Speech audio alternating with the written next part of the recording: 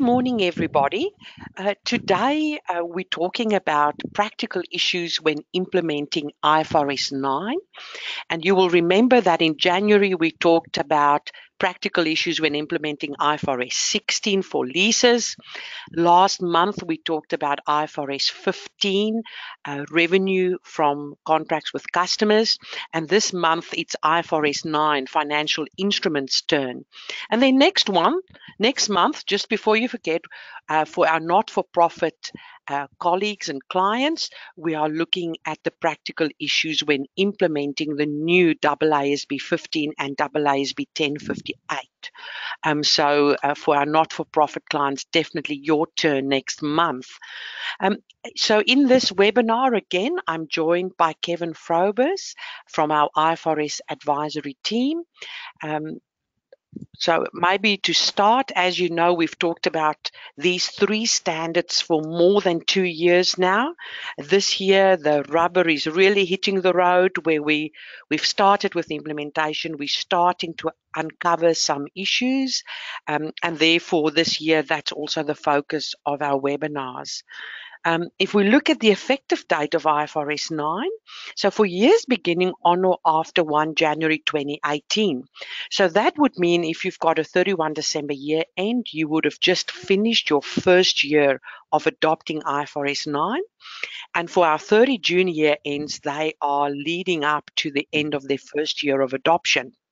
Now, I think what's happened here is that we've seen a lot of entities, when they prepared their financials or their full year financials for 31 December, experience quite significant problems around IFRS 9.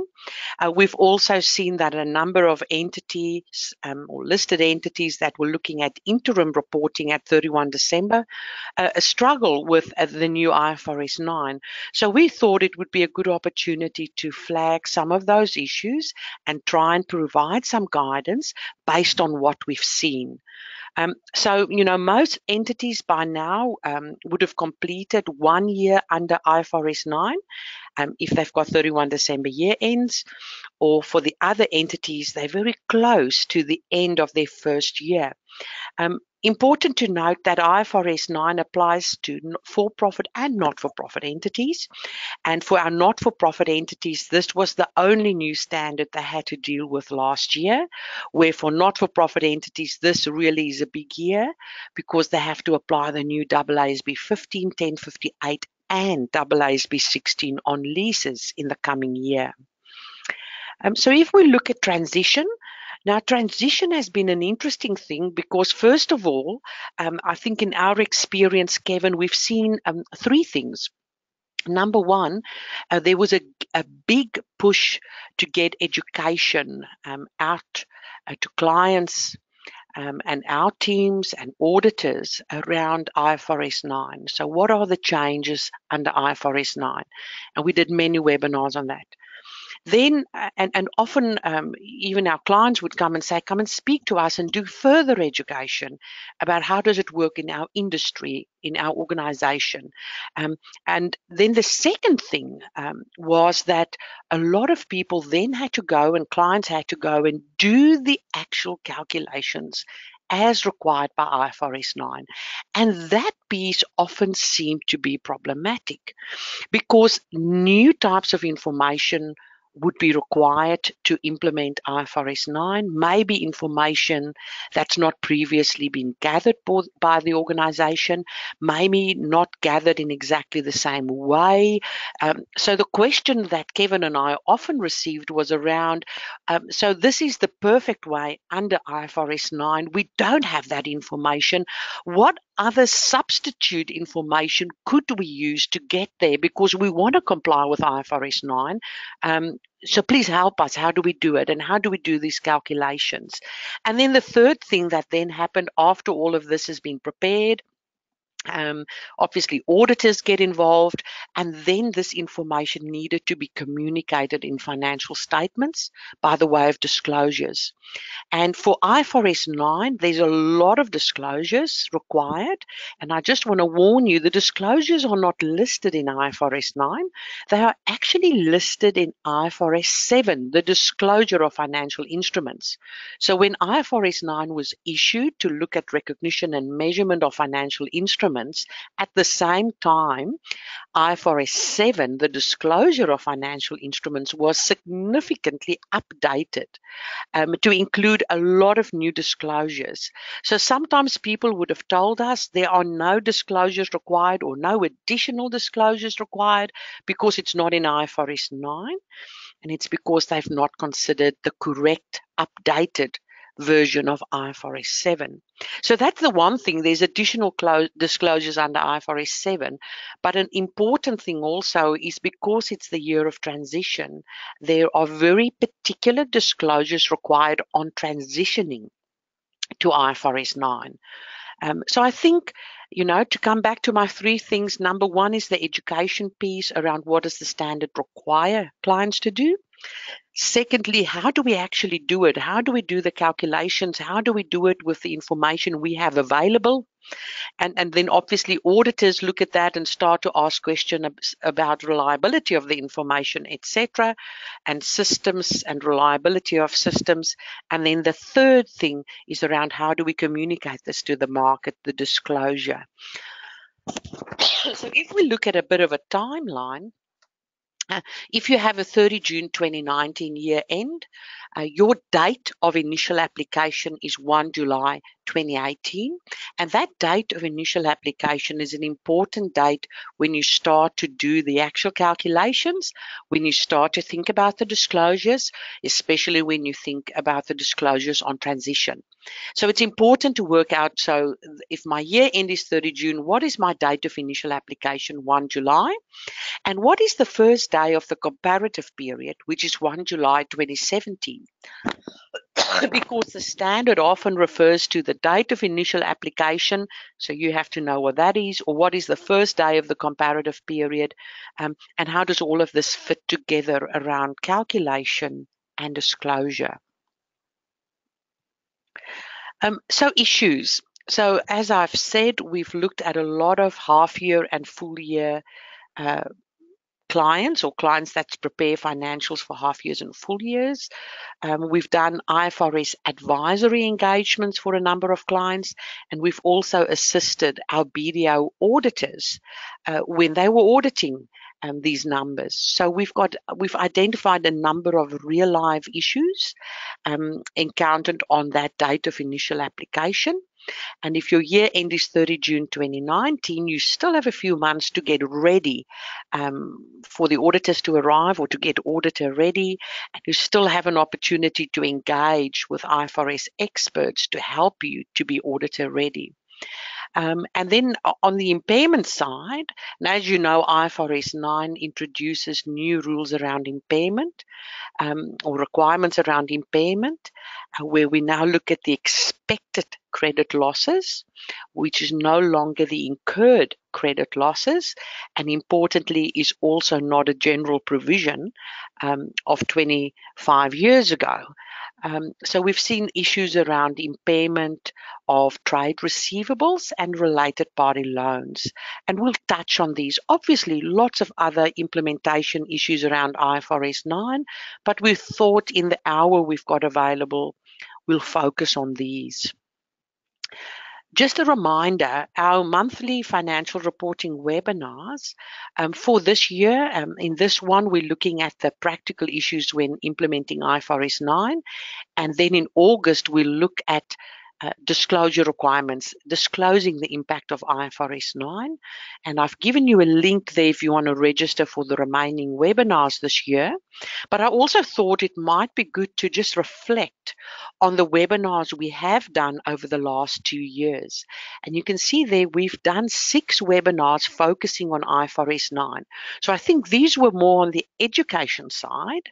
The ones this year is more around the actual calculations, the problems, the disclosures, but together a large number of webinars to help our BDO clients get ready for IFRS 9.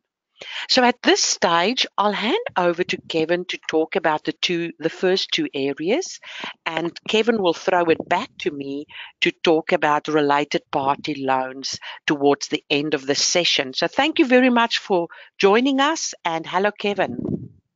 Hello, Aletta, and good morning, everybody. Thank you, Aletta. Aletta will be driving the presentation from Melbourne, and I'm going to be doing, as Aletta mentioned, the overview of IFRS 9 and the impairment on trade receivables.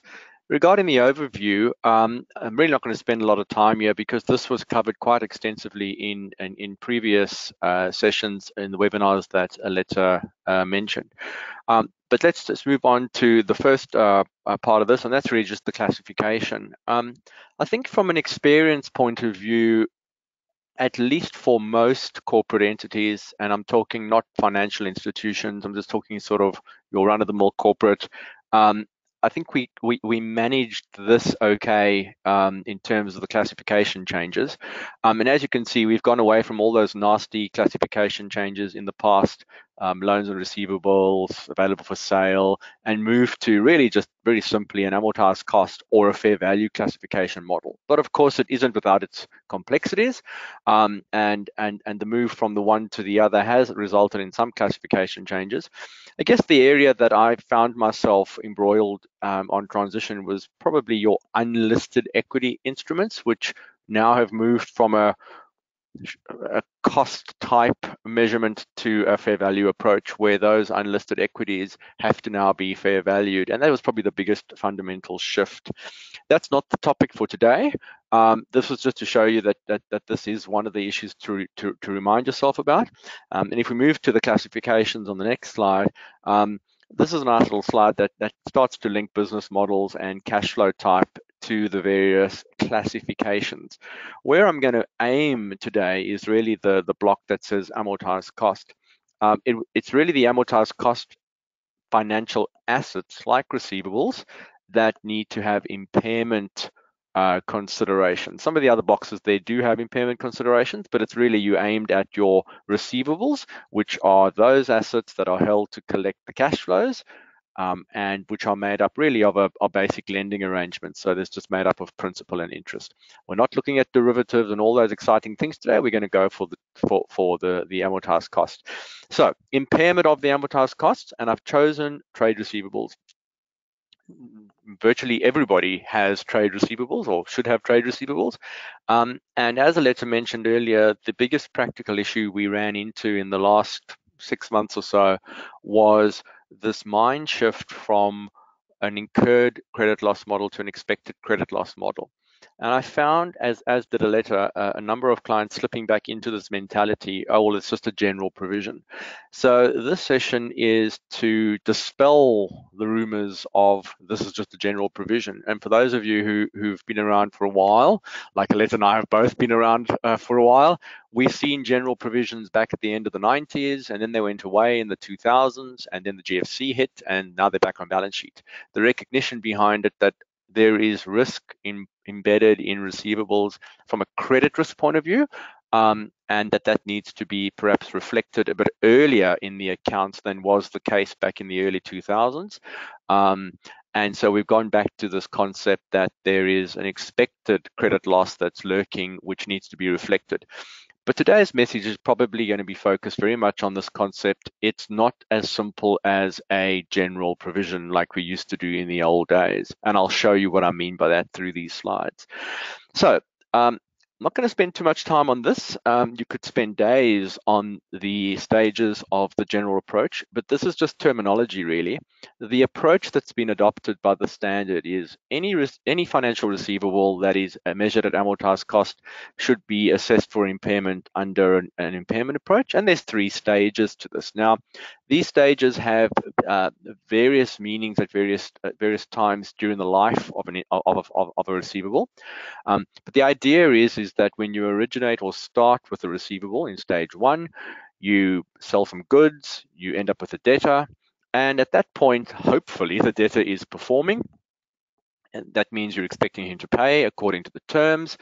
And the idea is that you would be in stage one. Now, depending on the policy choices that you make at this point, the assessment of how the risk and the increase in credit risk or the risk of default changes over time or can change, you start to move into areas like stage two. And the example that the standard uses here is the so-called rebuttable assumption that if a receivable is 30 days past due, then surely there's an increased or significant increase in the risk of default. And so you start to move into the next stage. And what that means is you start to measure your loss allowance or your provision, in inverted commas, a little bit more as you go because the risk is changing. And you can progress to stage three and then the eventual write-off or derecognition if you're not going to actually recover. As I said, I'm not going to talk too much about that, but the concept I'm going to throw onto the table at this point is lifetime expected credit loss. So that's in the middle of the slide. And really the concept here is if you're in stage two and beyond, you should be recognizing what they call lifetime expected credit losses. This will look like a general provision in the good old days to a lot of people, but it's not the same thing. I'm not going to deal with the 12-month expected credit losses today. That's for another time and another session. And for most entities who've got short-term receivables, that would be irrelevant anyhow, because if you've got a short-term receivable, the 12-month expected credit loss and the lifetime expected credit loss are really going to be the same thing, because short-term receivables are by their nature short-term or less than 12 months. So the expected credit losses over the life will also be the same as over the 12-month.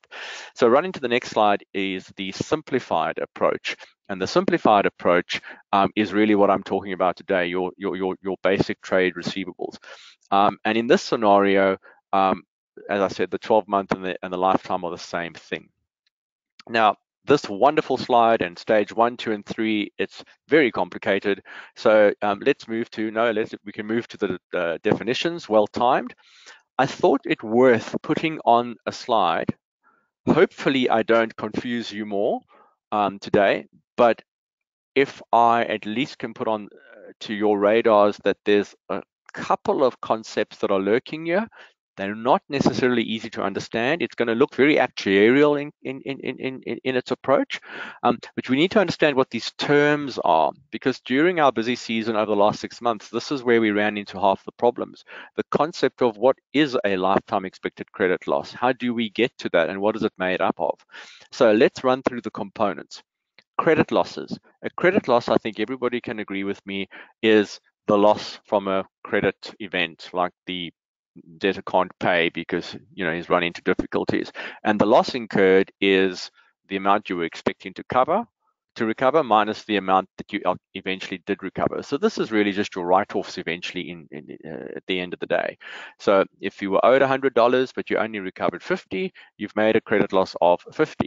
However, there's a time value factor to that, because even debtors that pay late give rise to a credit loss to an entity. So you might receive the face value back of a receivable, but because it wasn't paid contractually on time, you've actually lost or you've incurred a credit loss just from the present value of that. That's credit losses, the difference between the expected and the contractual cash flows on a receivable at its present value.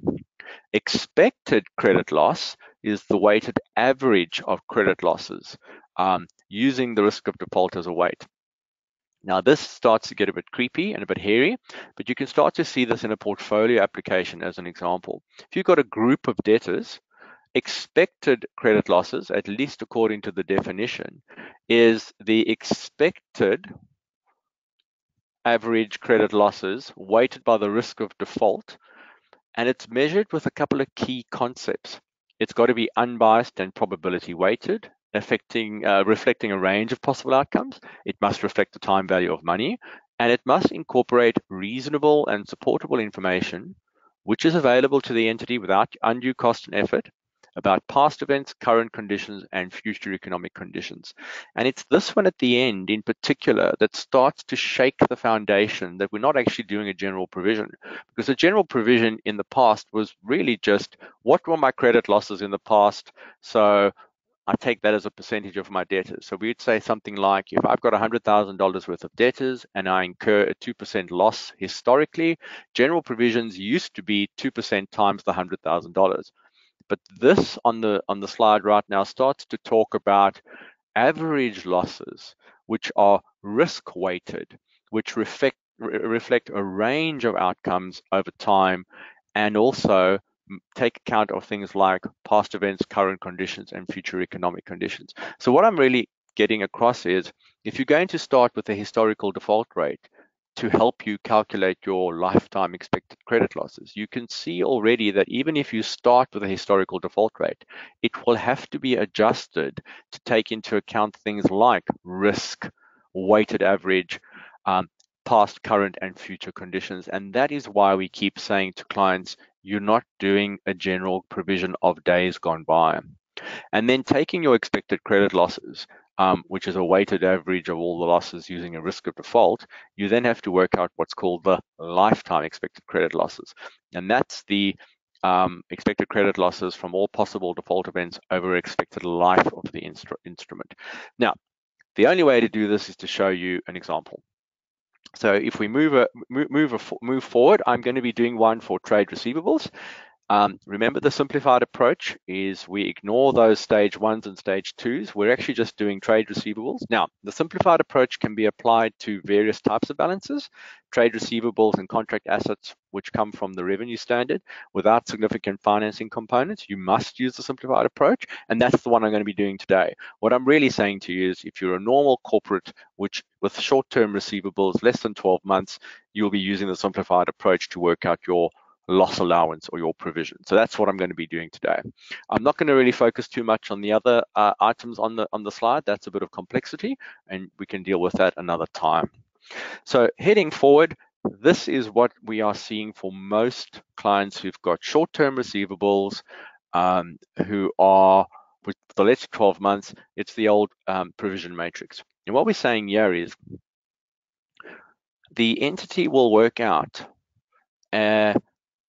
representation of its expected credit losses or lifetime expected credit losses by actually working out a default rate per aging band. So instead of saying, okay, 2% of all my debtors is my provision, what this actually says is, well, okay, you've got 2% of all your debtors, but the 2% of your debtors has to be risk weighted. And the way the provision matrix tries to do that is it tries to risk rate it based on the aging it is in the aging. So if you've got a receivable that's not past due, in other words, it's not yet up for payment, surely it has a lower risk of default at that point. And obviously you can see that it increases as the aging of the receivable increases. And that's what we mean by a risk-weighted approach to expected credit losses. The problem with this is, how do you work those numbers out? And there's nothing in the standard that tells you how to work those numbers out. In fact, the standard tells you can use a provision matrix, and it gives you a nice example, but it doesn't tell you how to work those numbers out. So let's run through what the standard envisages and how you might apply that. Bearing in mind, this is an example. It's an example.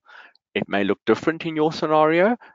You may have different factors that influence it, but here I'm just going to run through how this might be applied for a general entity. Now, the first thing I'm doing here is I'm going back to all my wonderful definitions, very technical, and I'm striking out a few words. When you are using trade receivables, which are less than 12 months, on a simplified basis, the present value really steps out, because the impact of time value starts to become insignificant or immaterial. So in this scenario, the simplified method, I've taken out the present value and time value of money concepts, because we're not going to really worry about that. And I've highlighted the word risk of default, because that provision matrix, which I showed you, it works out a expected credit loss, and it weights it for the risk of default based on the age band. So there you can see it does actually meet at least the first part of our slide. Okay, so off we go. Now we got to start to actually look at some of the other words in my definition. Weighted average and unbiased probability weighted range of possible outcomes. So how might we do this? And this is where it starts to become really interesting, because a lot of the entities I worked with in the last 6 months, they tried to do this calculation across their entire portfolio of receivables. If you're doing it across the entire portfolio of receivables, you start to run into issues where one loan might be performing well and another one might be performing poorly, and the one that's performing well hides the one that's performing poorly because you've aggregated everything. So the way that the standard envisages it is that you would actually be doing a provision matrix or working out the risks of default and working out the weightings by actually grouping your receivables into portfolios. And this is what we refer to as shared credit risk characteristics. That way, you can start to work out an unbiased probability weighted, one that actually reflects a range of possible outcomes, but which doesn't hide good loans and bad loans in amongst the same group. So if we go then to our next slide, I'm going to give you a stepped process on how you might achieve this. First thing would be is before you start to run calculations, you actually need to identify your portfolios. And what this means is you need to break your receivables down into groups. You should be breaking it down into those groups. They call them shared risk characteristics, but the easiest example is to actually head to the standard. In the implementation examples in the standard, they actually give you a list of the type of factors that would drive the identification of portfolios. And it's things like geographical area and whether the receivables have collateral, and whether when the instrument was actually originated and how long did I have to pay it off still at the reporting date. And the geographical one is the easiest one to go back. The credit risk of debtors in Sydney and the credit risk of debtors in, let's say, regional New South Wales will be different. And therefore, it will impact your weighting and your risk of default and your range of possible outcomes. So it's very important you break your receivables down. You then need to define a historical period. Now, this is just one way to do it. And in this case, I've said, all right, if I have a look at my 12 months ended 31 December 2018, so this is historical. If I take my losses incurred on my sales in that period, I can start to get an historical default rate. And then that rate I can start to adjust to get towards my expected credit loss weight, which is then weighted by age band in each of these portfolios. So we move to the next step and we say, all right, what did I sell in my 12-month period for this portfolio of receivables? And I've got 315,000. And what did I eventually write off or not collect? In this case, 750, a nice small amount. So that gives me a historical default rate of 0.24. Now, at this point, most entities and finance teams are still with us. That historical default rate or loss rate is really your rate that we used to use in the general provisions of late. What did I historically have to write off versus my sales, my credit sales? That's what I'm not going to recover. So we used to, at this stage, we used to go, all right, well, my general provision is then 0.24% of my receivables and everybody's happy. But if we do that, we haven't reflected things like risk of default as a weighting, a range of possible outcomes. And so what we have to do is we need to actually somehow figure out how we're going to do this risk of default as a weight. And in this case, we're going to weight the risk of default based on the collection profile in each band. So the step 3B, what we're trying to do there is actually work out our collection profile. If we have a look at our 315,000 being our credit sales for the period, this is the 12 months historically. We know we didn't collect 750 because that was the write-off. But when did we collect the amounts we collected? And you can see it was all collected mostly in the not past due, and then some of it collected past due 130 age bracket. Some of it was collected past due 31 to 61, and so forth. So what this is doing, it's using my historical information and saying, depending on when it was collected in its age band, that will start to establish a risk of default. And this is just basic management of receivables. If you know something's past due, you know the risk of default has increased, and that should be factored into your default rate. So we move ahead then to the next step. And what this wonderful calculation does is said, all right, well, I'm just going to say, apply my 0.24% historical default rate into the age bracket, weighted by the risk of default depending on when the amount was collected relative to its contractual terms. If you didn't know what I just said there, that's great. Give us a call. We'll explain it to you. This is just one way to do it, but you can see it logically, mathematically, is a very simplistic calculation which says that I know in my first age bracket that my risk of default is lower if the receivable is not past due versus if it's 90 or over 90 days. And in this case, historically, what's actually happened is by the time I got to past due 61, in my historical period, I already had the 750 that I never collected. That was still outstanding in those last two age brackets, which means that by the time a receivable gets to that age bracket, there's a 100% chance of it not being collected. And that then is reflected. All right, hopefully that makes sense. We'll hop to the next slide. That's the easy bit. What have we done here? We've worked out our historical difference between what we were supposed to collect versus what we did collect. That was the 750. That was the credit loss.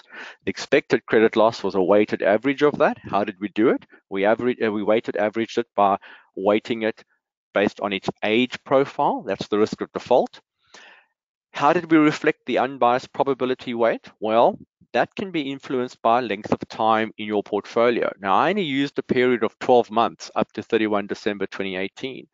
But if you use a longer historical period, you can start to get a much broader range of possible outcomes. And so the longer the historical period, the greater your possible range of outcomes is, which means the more unbiased your assessment.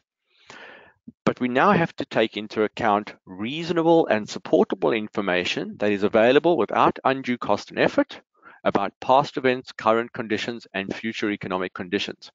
This is actually what I wanted to talk to today in the session, because it was this step where most clients just stopped because it's the too hard. This is the forward-looking information, and this is the gathering of data to support whether your historical calculation is actually capable of reflecting what's going to happen in those receivables that exist at the reporting period. Because what happened in the past about the credit risk of your receivables doesn't necessarily get reflected in the current reporting. Things change. The economy starts to change. You might have different credit risk assessment procedures before you actually sold to a customer. And so what was true in the past may not be true for what's in your receivables at your reporting period. So you've got to adjust for that. And that's what we mean by adjusting for reasonable and supportable information, which is available without undue cost and effort. During the busy season for the last 6 or 8 months, there was a very liberal approach to the undue cost and effort. A lot of clients that we worked with, whether they were audit clients or whether they were external advisory clients, tended to use the undue cost and effort example just because it was too hard to start. So for the rest of the session, I'm actually going to talk about what do we mean by reasonable and supporting information, and when would it be available without undue cost and effort. I'd like to just, as a learning to everybody on the call, say that this is a process and a system that needs to be set up. It requires documentation of thinking, of judgments, of looking for information, eliminating information. And I know of at least one audit firm for a listed client who rejected a client's approach to this outright at the half year, to the degree that there was a bit of a standoff. Now, I tell you that story because the auditor was, in that case, I think, valid in saying you haven't done the work and it could be a material outcome. And undue cost and effort is not a place you fall to just because it seems hard. You can actually only go there under certain scenarios, and that's what I'm going to deal with you now. So let's moving forward to undue cost and effort and reasonable and supportable information. First of all, what is reasonable and supportable information? Really, it's the circumstances that exist at the current reporting date. How do they differ from the past circumstances, which is built into my historical default rate, and whether I need to adjust that for what's about to happen going forward on macroeconomic levels. So what it says in the standard is you must adjust your historical information for the effect of current conditions and the forecast of future conditions that were not included or were included in the historic information that you've got in front of you. You must remove from your historical information the effects of conditions that were not relevant, and you must leave unadjusted those that are still relevant. And this is the really important thing. You must make sure your calculations and estimates from your historical information are directionally consistent with changes in observable data. Now, the observable data means that which you can see both internal to the organization as well as external. Now, I think in Australia at the moment, we can all see that the economics of the country and the regions are changing. You know, the property market's down relatively. Sydney and Melbourne are bleeding. There's talk of the cash rate coming down again in the current year. So that already is an external observable information. And what this is saying is you can't not take that into account. It's already there. You've already observed it. And therefore, you've got to look at your historical information and adjust it directionally with that observed change in data. So that actually has to be done. Moving on to the next slide. This is straight out of the standard, and I think it's probably for me the biggest takeaway. What must you incorporate into your calculations to be reasonable and supportable? So first of all, you're not required to do an exhaustive search of information, but you must take into account and document, which I've put there in brackets, information that is available and relevant, i.e. it's observable. So I've already mentioned one example. The economy seems to be struggling a little bit. That's observable. So that's one factor that you don't need to look for. You've already got it. But what about internal information? So the standard goes on and says, if information is available for financial reporting, then the standard presumes that it's available without undue cost or effort. And a good example of this is if you've got a credit team or who's noticed that there's one or two debtors in a region, let's say in Sydney, that have started to pay late. That's information that's flowing from your credit risk assessment processes. It is obviously available. Somebody's noticed it. That must be taken into account in adjusting for your past, current, and future conditions. Because if it's available for financial reporting and it's flowing, let's say, from your credit risk processes, then you must take it into account. You can't say it's not available without undue cost and effort. Okay, so really what this undue cost and effort rule is about, it's not about what information is used, it's about what information is used rather than if it's used. You cannot just stop just because it seems hard. If it's there and it's there to be used or could be used, you must use it. That's really the flavor of what they're on about. If I move on then to the next slide, I think at this point it'll become clear what we're trying to get to. You must include your assessment, current and forecast directional information. And as I said there, this is the cash rate declining. I've already mentioned that. So I'll hop to the next slide. And the next slide is how this all links back to your portfolios. Now, this is something that is, I ran into this a lot during the last 6 months. There is actually a relationship between you deciding what your portfolios are and how you break your debtors into portfolios and your use of the undue cost and effort later on in your calculations. The standard actually says the more you use the undue cost and effort relief and the more heavily dependent you become on using just historical information that hasn't been adjusted for current and future conditions, the more you have to come up with some other way to make sure that good debtors are not hiding bad debtors. And the one way it says that is you break your portfolios even further into smaller portfolios. And this is the relationship that I've seen a lot happen with some auditors in the industry, where the idea behind it is if you are literally using historical unadjusted information to work out your risk-weighted default rates and you haven't actually adjusted it at all, I've seen some auditors push back on their clients and say, well, you need to break your portfolios into greater segmented or greater portfolios so that the good isn't hiding the bad. And that is something that I did see in the last couple of months. So heading back to our calculation then, and hopefully at this point you're still on board, we're on step 5. I have done step 1 where I selected my portfolio. I've done step 2 where I've selected my historical period. I've done step 3 where I worked out my historical loss rate. I've then applied that to the aging. There's my weighting. Sorry, let's just one back.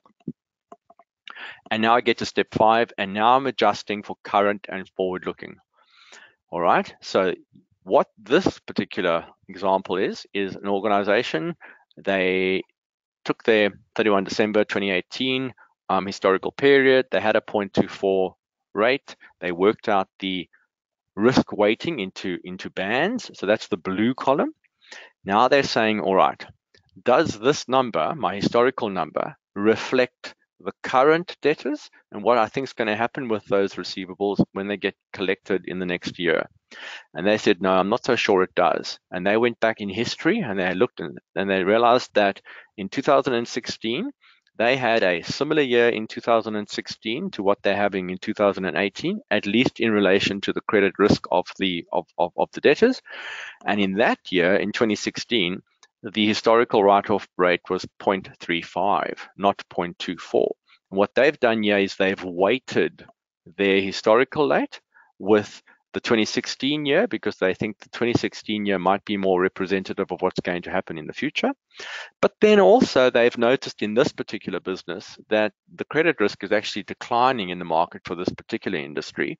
And so they actually think there's a 15% chance, that's their weighting, that actually they won't have a default at all. So you can see I've got a green column there which says 2019, 0%. So they've actually taken 3 years, 18, 16, and 19. They've weighted it. They've put a paper together for their auditors. They've justified it. They've mathematically calculated it. And what they've actually ended up with in the green column is an adjusted aging expected credit loss for each of their receivables. That's the green column. They've also changed the band, the past due 61 to 90 days. You'll see there in the 61 to 90 days, the risk of default was 100% in the blue column. They've actually adjusted that because they realized that the 100% arose uniquely in the 31 December 18 year for something that would not happen in reality in any of their receivables currently. And so they've actually adjusted that band down, and they've documented that and justified that and moved on. And so we move then to the last step, which is to apply and I see that it says step 7. It actually said it should be step 6. They've then applied that adjusted expected loss rate to their receivables. Now, if that scares you or if that left you breathless, then great, because I've achieved my objective. But now I'm going to talk some of the practical issues we ran into. Before we change the slide a little, I just want to point something out, and that is in this scenario, at this point, something was noticed in the receivable column of the particular client. And what they noticed was that starting in the receivables at 30 June 2019 year, you've got 28,617 being the not due balance. And you can see that the receivables get smaller as the age brackets increase, but suddenly in the past due over 90 column, the number got bigger again. So the receivables decreasing as the aging increased, it didn't quite work. And the client in this scenario suddenly realized, well, hang on, why do I have all this money sitting in past due over 90? And the way they actually got there was they were very unhappy with the loss allowance balance, because you can see that the provision in this scenario is made up principally of the last aging bracket, and it was being driven by a large receivable balance in 30 June 2019. And what was actually discovered in this scenario, as an example, was that the aging was actually not reliable. That debtors in the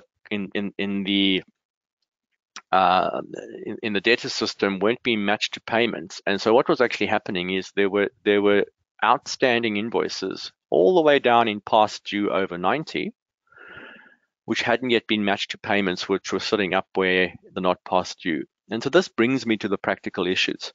The provision matrix is a lot of hard work, and we can jump to the next slide later on this one.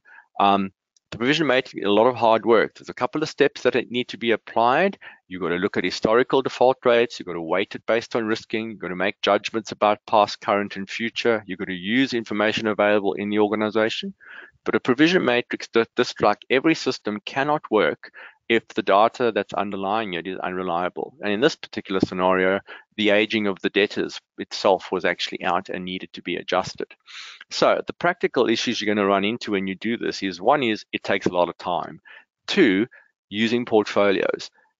Provisions calculated across debtors, which have not been broken into portfolios, is probably not what the standard had in mind, especially if your historical default rate has not been adjusted for things like past, current, and future conditions. The length of time of the period can be quite important. In my example, I only used a 12-month historical period. The longer the period, the more unbiased probability-weighted outcomes will be included. The reliability of aging, but really the reliability of any data would be important. And bearing in mind, using unadjusted historical loss rates or default rates, which have not been adjusted for past, current, and future conditions, in other words, the old general provision, is not appropriate if, for example, you're not risk default weighting or you're not adjusting for those conditions. And then finally, and this is really important, remember that the standard assumes that if there's information available, especially if it's from financial reporting systems, and especially that which is flown from credit risk management process. So things like delinquencies in particular geographical areas or late payments by some debtors when they weren't paying late a year ago, that information is available and therefore it cannot be ignored under the undue cost and effort excuse. It must be taken into account and it must drive things like, did I get my portfolio levels right? Am I bringing the adjustments into my historical data correctly? And so forth. You can't use the undue cost and effort. All right, I'm exhausted and I think I've only left 13 minutes for Aletta to do her related party section. So I apologize for that, Aletta.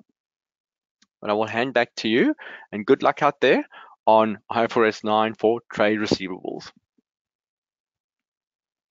Thank you very much, Kevin, for that. That was extremely well presented and definitely reflective of all the discussions we've had over the last number of months. So thank you very much for the effort you've put into putting that presentation together. Again, for our clients who would like to speak to us, please feel free to contact us. I think it's important to do it now and not wait till after 30 June because, as Kevin clearly said, it takes a lot of time and we don't want to do that last minute. It's just extra pressure last minute. The next item that we want to talk about that we've also identified as a problem area is related company loans.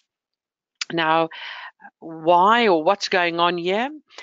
If we look at IFRS 9 and applying IFRS 9 to related company loans, it's important to note that IFRS 9 makes no distinction between unrelated third party and related party transactions. So the problem, therefore, is specifically around standalone financial statements. So entities that prepare standalone financial statements are required to apply the full provisions of this standard of IFRS 9 to all transactions within its scope. Now, if you think standalone financial statements would be the separate financial statements or the entity-only financial statements. So in Australia, the best example would be our parent entity financial statements. So in Australia, we're doing consolidated financials, but the parent entity information sits in a separate note. So when you look at everything happening in that note around the parent entity, you still have to apply IFRS 9 and all the expected credit clauses that Kevin's just talked about on that related party loan as well. So related company loan receivables in particular, must be classified and measured in accordance with the requirements of IFRS 9. So is it amortized cost? Is it fair value through profit and loss? Is it fair value through OCI? It's a normal assessment of that. And then also, where relevant, we have to apply the expected credit loss model for impairment. So we're definitely seeing potential changes, and we want to highlight it with you early on. And the changes are as a result of the fact that when we've got related company loans, these loans are often advanced on terms that are not at an arm's length. They are quite often advanced on an informal basis without any clearly articulated terms or no terms at all. And also, it can contain features that expose the lender to risks that are not consistent with a basic lending arrangement. So it's very important in this situation, as an example, where a parent provides a loan to a subsidiary. Although that eliminates on consolidation, when we look at the standalone financial statements of the parent, that parent has a loan receivable, and that parent in its standalone parent entity financials have to consider the correct classification and measurement of that loan receivable, and also how that parent would apply the expected credit loss model in the parent entity financial statements. Now, previously, a number of or approach have been to not pay particular attention to those loan receivables, especially the impairment considerations in the financials of the parent. And IFRS 9 is making it very clear that you have to look at the treatment in the parent entity financial statements. I thought it might be a good idea to give you some examples of or common examples of related company loans that we've seen. Now, I've already talked about the first one. Excuse me, a loan between a parent and a subsidiary. We could also have loans between fellow subsidiaries, so intragroup loans. And also we could have loans to associates or joint ventures. And it would include those long-term interests that form part of the net investments under IAS 28 or AASB 128. Now, please note, and I've put it in green at the bottom, if these related party loans or these related company loans are entered into on terms that are consistent with arm's length lending transactions, applying IFRS 9 should not present any additional complexity than it would for third-party loans. But remember, we have to consider it in the parent entity accounts, and we have to consider it in the separate financial statements of the various subsidiaries, etc. And a first step would be whether it's been entered into at arm's length or not. As soon as it's not at arm's length, again, another level of complexity. So the following types of arrangements are actually relatively common within related parties or related company loans. So actually it's quite common that these loans are not at normal market terms, because we're seeing a lot of loans that's been advanced on an interest-free basis or at a rate of interest that is not considered arm's length. So complexity or additional complexity. We've got loans advanced on an interest-free basis that are repayable on demand, but importantly, where recovery is neither planned nor expected for some years. So there's this contradiction, repayable on demand, but realistically, it's not planned, it's not expected that we're going to get the money back for a number of years. Or loans have been advanced to another entity that has insufficient equity or resources to allow for its payment or its repayment, or where the repayment is linked to an underlying asset's performance. So again, a question arises there. If we're providing a loan and we cannot see how the other entity within our group are going to repay it, what is it? And then the last one, loans are often advanced on an undocumented basis. So there are no contractual terms. Again, what does that mean for us from an accounting perspective? So applying IFRS 9 to these types of related company loan receivables can be and actually is very complex. It requires careful analysis. And please, it's important to understand that we cannot argue that it all eliminates on consolidation and therefore it's not an issue. It is an issue in the separate standalone financial statements, and therefore we have to look at it. I thought at this stage, Kevin, I did expect that you're not going to leave me much time. And therefore, I've included the link to a publication that BDO has issued. It's a publication issued applying IFRS 9 to related company loans. It's a publication that is 54 pages long, so it includes a number of examples and provides guidance. So if you click on the first link, it takes you to our BDO Australia website. And on our BDO Australia website, I think I've previously shown you that if you go to IFRS in practice and you expand that section IFRS in practice, there are a number of very useful documents. And in particular, you can see applying IFRS 9 to related company loans issued in May last year. And there's also an additional publication applying IFRS 9 to related company loans in the real estate sector that was issued in September 2018 that you could look at.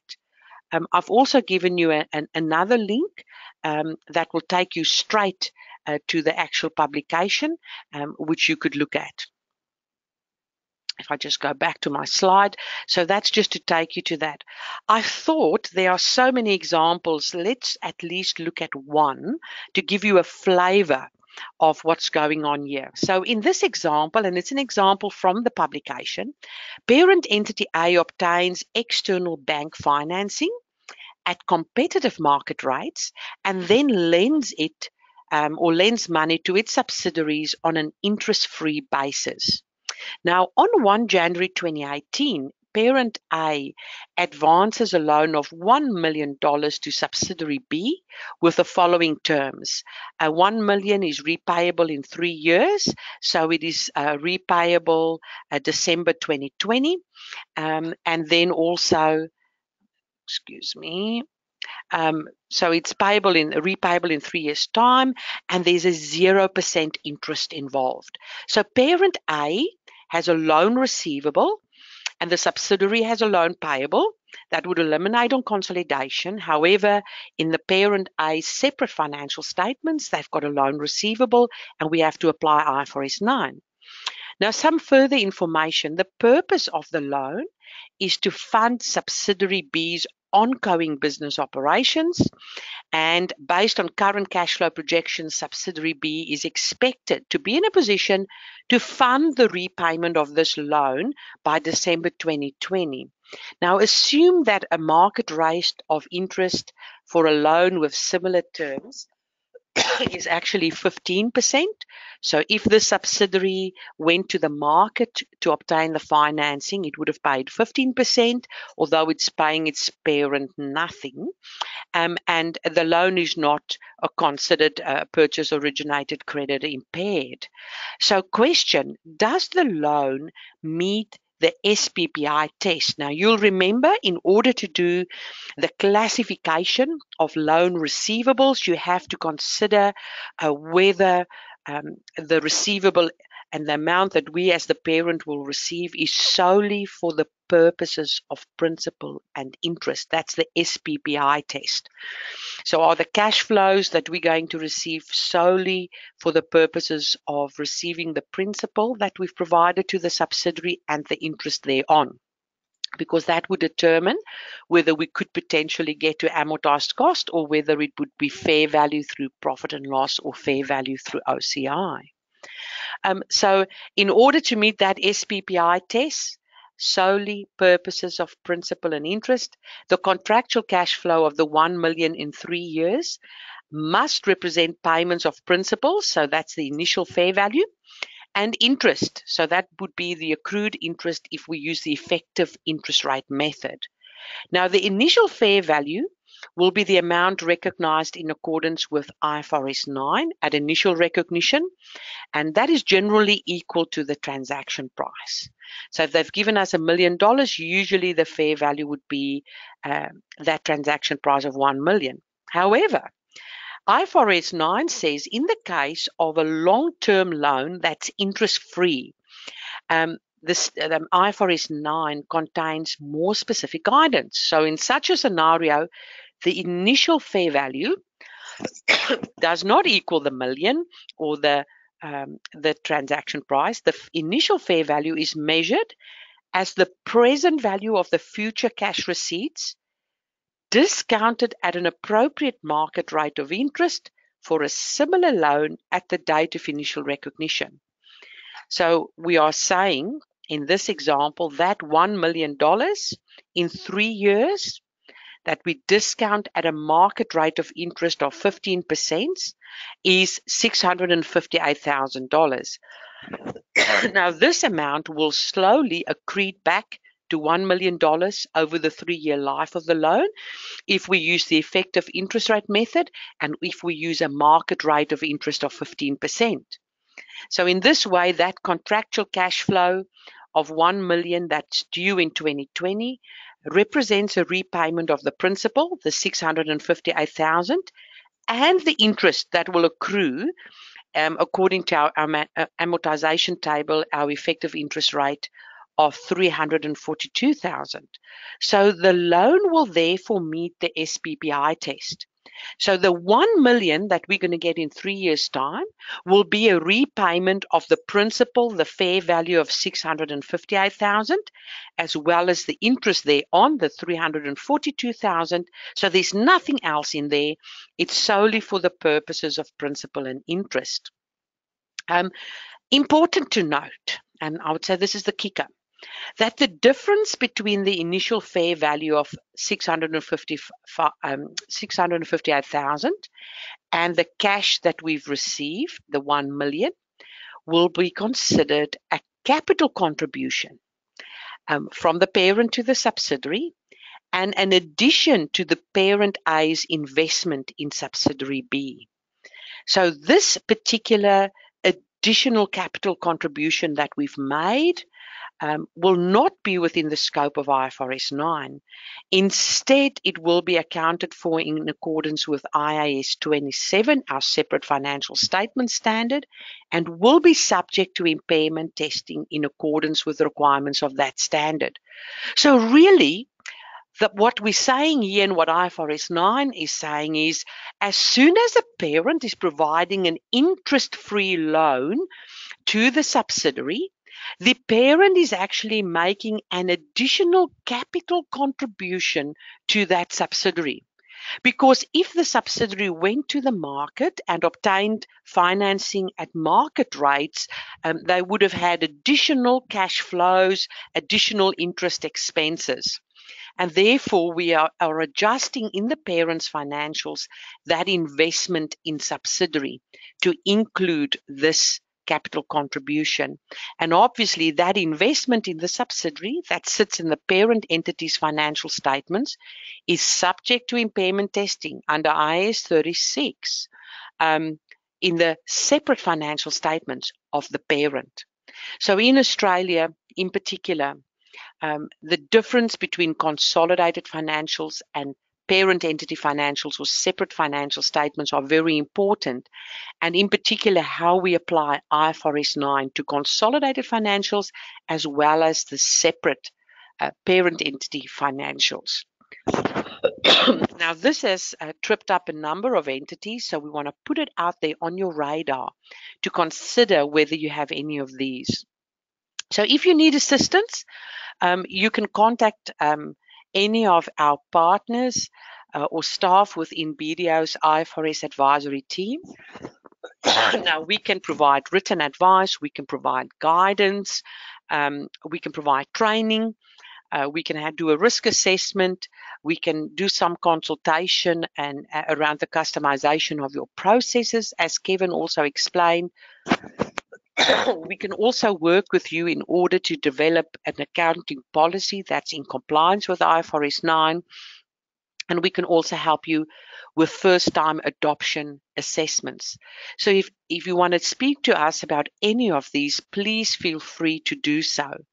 Again, we've got the webinars that's for free, that gives you education, and we're trying to raise issues so you're aware of issues in a timely fashion. There are more educational type webinars that's available or that's been recorded over the past 2 years. We also have monthly newsletters that include videos to keep you up to date with changes that are happening, and a lot of changes at the moment around interpreting and implementing the new standards. And then for technical advice, Melbourne or national, please feel free to contact me. Kevin is based in Sydney. Wayne Basford and his fellow partner Susan Oldmeadow Hall are based in Perth, and Clark Gerald is our partner based in Brisbane. We've got a big team in IFRS Advisory, doing IFRS work, but also supporting our BDO auditors.